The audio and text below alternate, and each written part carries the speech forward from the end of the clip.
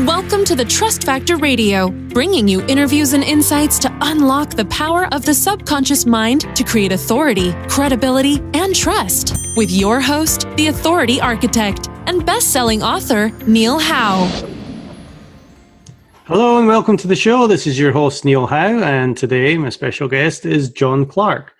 Jon is the managing partner at Moving Traffic Media based in New York, and he helps small and medium-sized businesses acquire new customers online through search engine optimization, content marketing, and paid media such as Google AdWords or Facebook. Jon Clark, welcome to the show. Thanks, Neil. Happy to be here. Well, give us a brief 30-second background, Jon, into who you are and your company, and then we'll get into what kind of problems you help solve. Yeah, definitely. So I'm a 15-year veteran, if you will, of digital marketing. I've spent some time both at startups and large publishers, as well as some large digital marketing agencies. And recently, a good friend of mine and myself joined forces to start our own agency, with really the goal of creating the digital marketing agency that we would want to work for, kind of taking the things that we liked and the things that we didn't like from the previous agency experience across our collective experience. And so here we are. Great. So tell us a little bit about Moving Traffic Media then, and the kind of clients that you serve there. Yeah, we're pretty agnostic in terms of vertical. So we work with clients ranging from healthcare to finance. We also work a lot with startups. They tend to like the fact that we're kind of a startup agency, and they get to work directly with us, the founders. And we move, or at least try to move as fast as they do as well. So we keep the pace of recommendations and implementations very quick. We specialize in working with small to medium-sized businesses, and typically those businesses are looking to acquire some sort of customer online, whether that's a purchase through e-commerce, or in many cases a lead that they can hopefully close in the future. So we're acquisition focused. That's really our specialty. Great. And when it comes to all these different companies that you work with, what are some of the major problems that you see them have that you're able to help solve? A lot of it is lack of time, and in some cases lack of expertise, especially for companies that are growing, and especially companies that are growing fast. They need to, from an investor perspective, maintain that rate of growth. But also it can be challenging to source someone with the expertise that we kind of bring to the table as a full-time employee right away. And so sometimes that hiring period can be quite long. So we definitely have experience even coming in and helping to fill that gap, and even contributing to the interview process to help that particular company find that person to come in and fill the role. So those are two big areas that we come across, really just in terms of time and expertise. Mm. And when we're talking specifically about startups, what unique kind of problems do they have that, maybe some more established companies have got solved already? One thing that's kind of interesting is, as a startup, you create a business with the idea of knowing who that ideal customer is. And oftentimes we'll actually get into the data, we'll launch campaigns, and we'll actually find that sometimes that's not always the case. So I think one of the things that's kind of unique is that we, in some cases, disprove who the potential target is, and help them kind of realign their focus on the digital side, at least, to really narrow in on who that accurate customer is. And typically we see improved performance just through that audience targeting, and ensuring that they're creating everything from content to images, to even the user flow of their website, to kind of correspond to who that consumer is. Now, I hear a lot of SEOs and marketers in general just talking about that and who your ideal customer avatar is. But, what does that really mean for the company and results?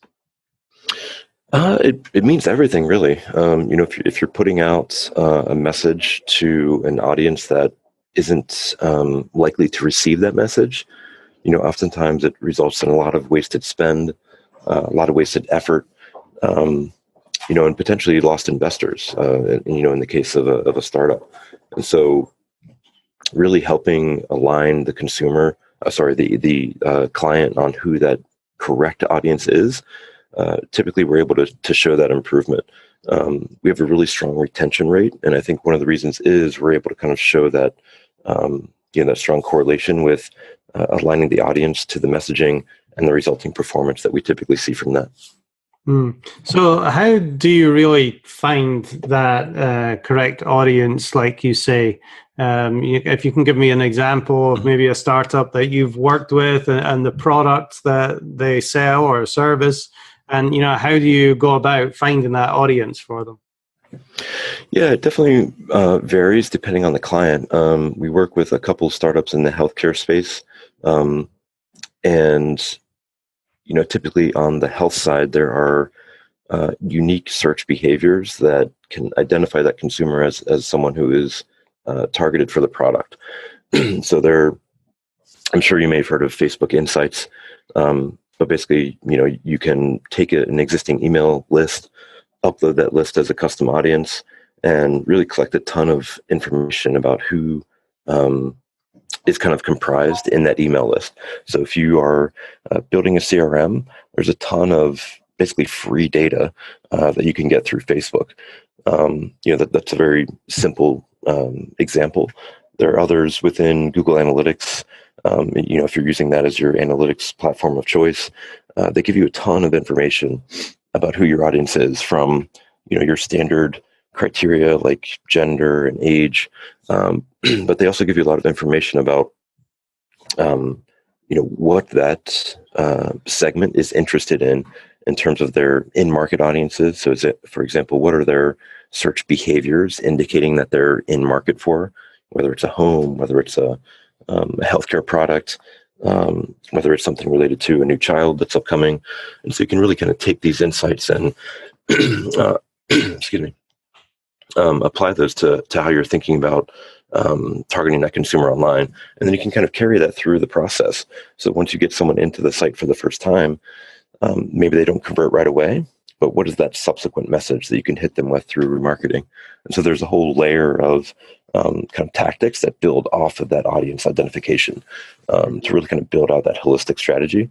And in some cases, depending on what you're trying to accomplish, it will require multiple touch points. And so the remarketing component of that is very important. So if you're a brand new company and you don't have an email list, how would you go about finding the right traffic to send to the website? Great question. Unfortunately, at that point, it's a little bit of trial and error. I think you can, one of the great things about paid search is you can get some immediate information back. So search engine optimization, we kind of standardly talk about that as something that's a little bit more of a long-term strategy. But the benefit of paid search and even Facebook paid social, is that you can start attracting clicks, impressions, and the results of those clicks when someone arrives to your site immediately. So you can put a very small budget into market, evaluate the performance. Is someone taking the action you really want them to do?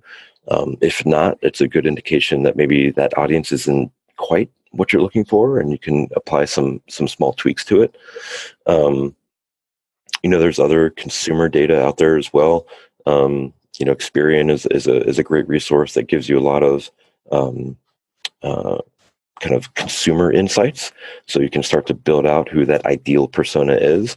And the great thing about that is, as you're building out this persona, it's not something that has to be a fixed persona. It can change and morph over time as either your product adjusts or your targeting kind of provides you the information that you need to adjust that persona. And that should really be your focus when you're building out your campaign, is to really kind of align and hit that targeted persona. So when it comes to like acquiring customers online, what kind of things do you have to have in place to get in front of them, to get them to take action and, subscribe to a list or join your Facebook page? What kind of content are you putting in front of them to make them do that? Yeah, good question. So, there's, again, I hate to answer, it varies, but depending on what your goals are, right? Whether it's a sale or a lead, what you put in front of someone can definitely change. On the e-commerce side, for example, it can sometimes be difficult for consumers to make a purchase without, having that tangible touch point, right? Like feeling the fabric or trying it on. And so on the content side, a very simple implementation is, a really robust size guide or some sort of interactivity within the product page that really kind of allows that person to experience it, if you will, without necessarily going to a store and touching it. I think the likes of Warby Parker and some of those others that have kind of taken that direct to consumer model. Snow is another one. Where they're selling a really high quality product at a lesser cost because they're going direct to consumer without necessarily having to invest in all those storefronts. They've done a great job of, creating the visual appeal, offering the free returns, things like that kind of engage consumer to the point where they'll actually make that purchase. Essentially sight unseen. They can see it on the screen, but not necessarily in person. On the lead side, and this is especially true in B2B, it really becomes, you might have heard of like email nurture campaigns where you kind of help someone through multiple emails to eventually do what you want them to do, sign up, right. Make a sale, etc. You can think about content very much the same way. It really becomes identifying how the potential user is searching kind of early in that process and creating content that kind of helps pull them through the purchase cycle, whatever that is. And so you're kind of getting your product as part of the consideration set very early in the process.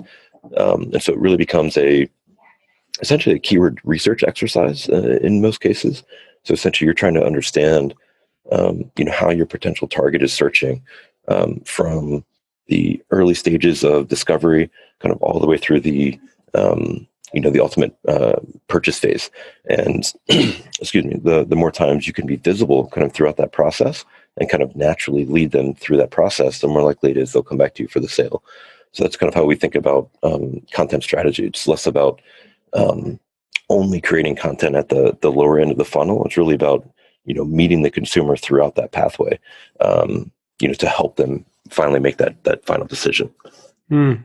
Now, when it comes to, kind of answering those questions that your consumer might have, how is voice search coming into play these days? I think about 20% now of searches done online are a voice search. How is that making a difference? It's a interesting question. I think for us, at least the clients that we work with, it's honestly less of a concern, to be honest. I think that might be not something you always hear, but there's a great article that Distilled put out, and I'll try to send you the link so maybe you can add it to the show notes. But it's a great analysis of what exactly is that 20% comprised of. So what are those voice searches that are actually being used? In most cases, it's direction related or recipe related. It's not necessarily acquisition related. It's much more information gathering. And while I do think voice will have a role for us, just kind of how we're positioned on the acquisition side, it's I guess less. We're not spending as much time as others are on that area. And I would really encourage you to kind of read through this article. It kind of positions voice in the opportunity behind it in a very different light than I think what a lot of people kind of think of voice as. That growth in queries is not necessarily really consumer driven. Excuse me, I'm coming down with a cold, so I apologize. Yeah. No, yeah, I'll definitely read through that. Very interested just to see what direction it's going to take. Obviously, when we think about what mobile did, kind of creeping up in percentage of use over the years, and now it's kind of taken over. I think voice is probably going to do the same thing, but what the bottom line is for a business, we certainly don't know yet. Yeah, exactly. And I actually saw an article the other day that showed voice was declining. To be honest, I did not read that article, but I'll see if I can pull that up as well. I agree with you. I think mobile, the growth of mobile definitely, I think, far outscales what we're seeing on the voice side. But I do believe voice will have a much bigger role in the future. Just near term for us, we're still finding success through some more strategic ways to utilize tactics that we've been using in the past. So, talking of those tactics, let's talk about you. You said you do paid advertising with Google and some social advertising on Facebook as well. What is the overall strategy there? Do you try and get to have the biggest SEO campaign that you can have, or do you sometimes just focus on paid ads and social? So where we find the best success is with clients that we manage multiple lines of business. And really at that point, it comes down to the data collection. So we can use, like I mentioned earlier, paid media really gives you immediate insights. So a great example is, if we're running a search engine optimization campaign and we're trying to determine, how to structure a title tag or how to structure a meta description, we can drive, a small amount of paid traffic right away and kind of test the description of that paid ad and see which one drives the higher click-through rate. And that gives us some immediate insights of how we should structure our meta description to improve click-through rate from organic search. So that's typically how, the campaigns that we really enjoy are clients that allow us to manage multiple lines of business, really because of that data factor. All those different data points help inform really everything that we do across the board. And so that's really where we find the most success. So, Jon, talk to me about some of the myths or misconceptions people have about either SEO or online acquisition as a whole. Yeah, I think one of the most common is you can just set it and forget it, right? So once you set it up or once you do it once, you're kind of done. And I think the huge piece that's often forgotten is your competitors aren't always just setting it and forgetting it. So what you do today is not necessarily going to be or have the same impact that you do tomorrow. I think the other component of that is Google is constantly changing their algorithm and their feature set within AdWords as well. So how you set up something or how you structure something today may not necessarily result in the same performance or impact that you might see tomorrow. And so if nothing else, just staying up on recent industry insights and things like that can really help kind of steer the program toward the right path and ensure that you don't wake up one day with either a massive increase in spend on paid or a big drop in ranking, kind of depending if you're not paying attention to things like that. Yeah. What does that mean for established companies? Companies, I mean, the internet's pretty old now, and there's companies out there that have been doing marketing for probably 15, 20 years. What does that mean for them when things are changing all the time, and also from the perspective of a new company coming in and what opportunities they might have? Yeah, it's interesting. Just kind of looking back over my career, some of the largest companies we worked with, started a long time ago, and just by pure nature of their brand awareness and traditional advertising, they've been able to survive and grow to billion-dollar revenue companies. And the the growth of the internet has allowed some of these smaller companies who, don't necessarily have the immediate brand awareness, don't necessarily even have the budgets on the marketing side to compete with these much larger companies. And, we're starting to have conversations with, some of these larger companies who, are well behind the curve in terms of digital marketing. And they're almost, in some cases, starting from scratch, building teams internally, looking for agencies to help specifically with digital marketing in ways that they haven't in the past, having to think about content for the first time. It's a challenge for big companies who haven't had to pay attention to this in the past. I think the opportunity they have is their brand awareness. So if they make small changes, sometimes they can be very impactful, and so they can play catch up quite quickly.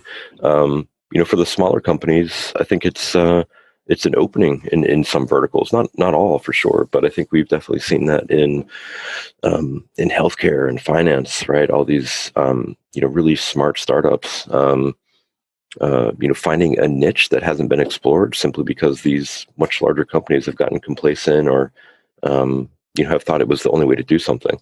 And I think that's really where the opportunity exists for some of these smaller companies to compete in what looks like to be a crowded space. Mm-hmm. Now, you've worked with some of the biggest, Delta Airlines, Mercedes-Benz, Citigroup, Coca-Cola, who all have these established brands that, like you said, that were maybe a large part offline. Mm-hmm. Google really seems to like brands. What would you suggest, a new company do as far as trying to get their brand online? Yeah, great question. I think you're exactly right for one. Google definitely loves brands. And I think, one of the things we're seeing impact SEO is click-through rate from search results. So if a unknown company, for example, is intermixed with a bunch of known companies, then that click-through rate falls. Eventually, they essentially fall off the first page. So there's definitely an importance and a value in also thinking about building the brand. There's a handful of ways to do it. I think the traditional ways are, good old standard press releases. The speed at which news is disseminated now. A lot of authors are constantly looking for stories, insights, things to talk about. And so the press release, while it might be one of those antiquated marketing tactics, can still be valuable, especially for, your local area. I think, to that end, a company called Harrow help a reporter out. I don't know if you've heard of it. Right. Yeah. They're a great conduit for getting some brand exposure, links back to the site, possibly getting mentioned as part of a roundup with other well-known experts as well. And so that's a great resource, especially for new companies who may not be able to afford, a traditional marketing outreach, if you will. I think, on the paid advertising side, in some cases, it kind of goes back to meeting your potential customer earlier in the process, right? Just not knowing about a particular brand could limit the ability for you to acquire that sale. So thinking about content in a different way, that is the beginning of an acquisition or a sale, but also can act as a brand component as well, because you're now being considered as part of that conversation. And depending on the capabilities that you have, may be a resource for that company in the future as well. Once you get your foot in the door. Very good. Jon, what are some of the most common fears people have about, trying to get customers online and working with a new SEO company? I think there's probably two big ones. I think the first is definitely price in some case, especially for, a company who is young or starting up, kind of understanding what the return is, can be challenging. And our ability to help kind of model that out in some cases is what's helped us, win some of that business. And it also kind of sets up the relationship well, because we're kind of going into the conversation with some specific goals in mind, based on what we anticipate to charge. So it's both a fear but also an opportunity. If you position the conversation correctly. The other is just the lack of understanding. I think we talked about some of these older companies. Some folks that are in the marketing roles are less aware of digital, just because they haven't had to work in that space in the past. And so natural human tendency is to be a little bit apprehensive or uncomfortable in a conversation around something that you don't know a lot about. And in some cases that can lead to lack of questions being asked, which translates to missed opportunities to really align on the goals and the overall opportunities that might exist. So those are two typical areas that we see. I think for search engine optimization specifically, we also come across a lot of folks who've been burned in the past. They've been approached by someone either guaranteeing results or who have used some tactics that didn't necessarily align with Google's policies. And so they've gotten a site banned or tanked rankings. And oftentimes they know they need help to fix it, but they're also gun shy of making the decision on hiring a new vendor, kind of because of this past experience. So it's a hurdle that we often come across, unfortunately. Now, as far as we talked about startups a little bit. What common mistakes do you see some startups make that people might not be aware of?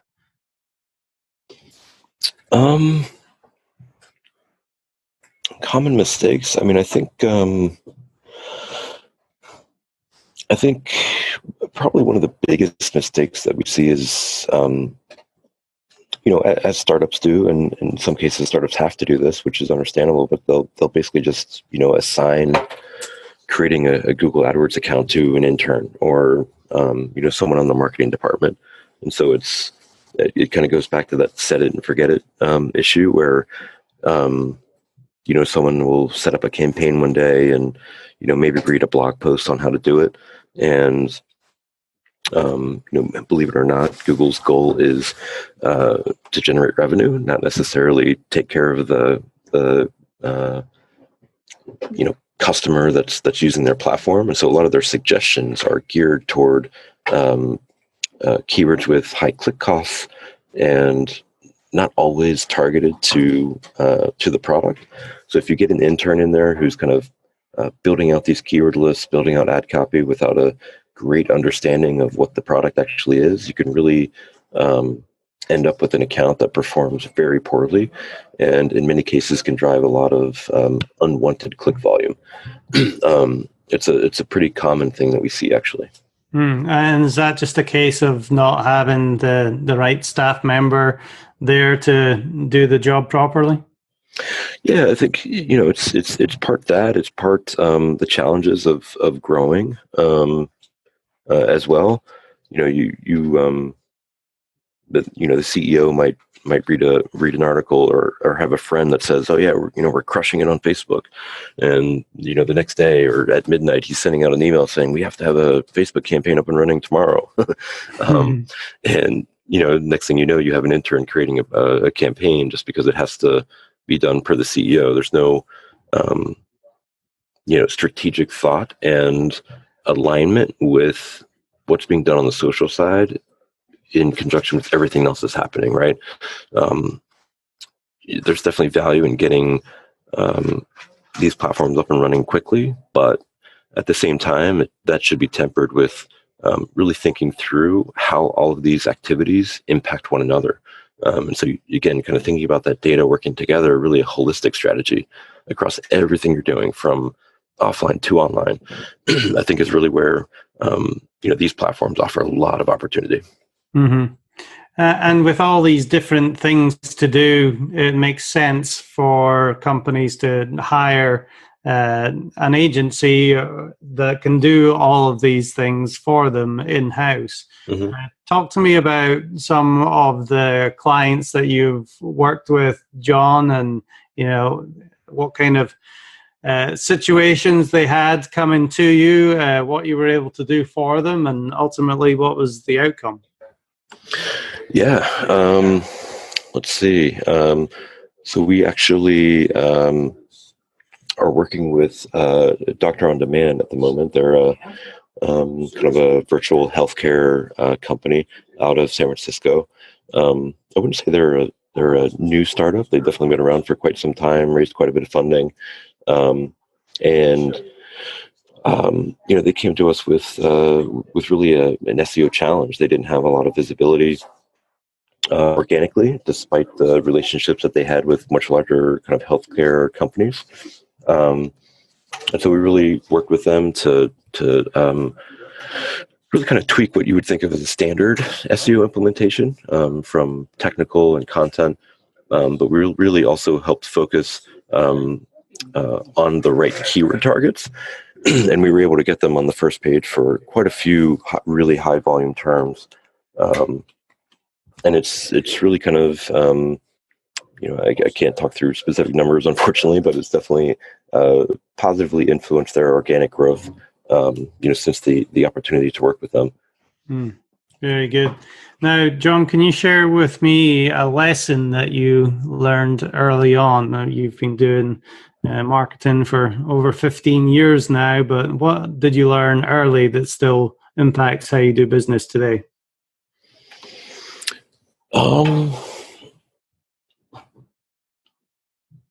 I'll probably give two. One is always spell check. It prevents some embarrassing, client emails, but also ensures you're putting your best foot forward in, a new business pitch and things like that. But in all seriousness, I think the keyword research deliverable or process can be a tedious one. Usually you're deep into Excel sheets and looking at data and using pivot tables, etc. And so it's because of that complexity and sometimes boring activity, it can be something that is tough to stay motivated to finish properly. But it's, if you think about the foundation of digital, you're trying to reach someone who is typing or requesting information through a keyword phrase or search. And so that process, while tedious, while time consuming, is vitally important for the success of almost everything that you do, or everything that we would do on the digital side. And so I think the biggest learning is, not skipping through that process or trying to find ways to circumvent the full process. There really is value in spending that extra hour or extra 3 hours finalizing that particular deliverable. It'll definitely pay dividends in the future if you kind of see that process through.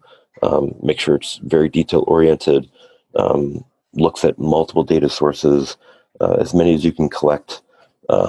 It's vitally important for the success of your future strategies. Yep, very, very good point there.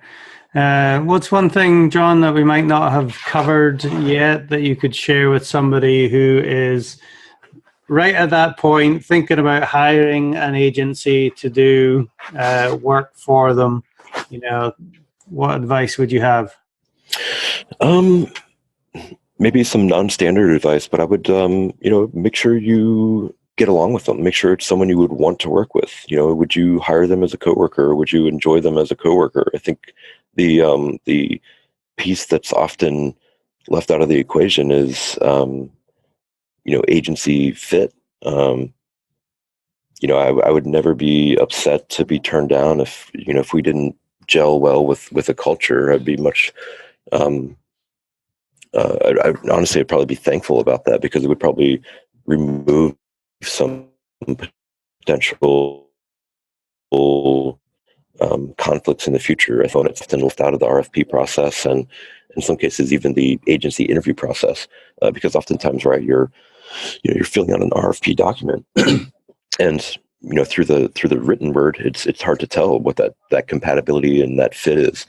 So if you're considering working with an agency, take the time to grab a coffee or meet in the office, at least for 30 minutes, and introduce them to a couple members of the team, just to kind of see how they interact with everyone.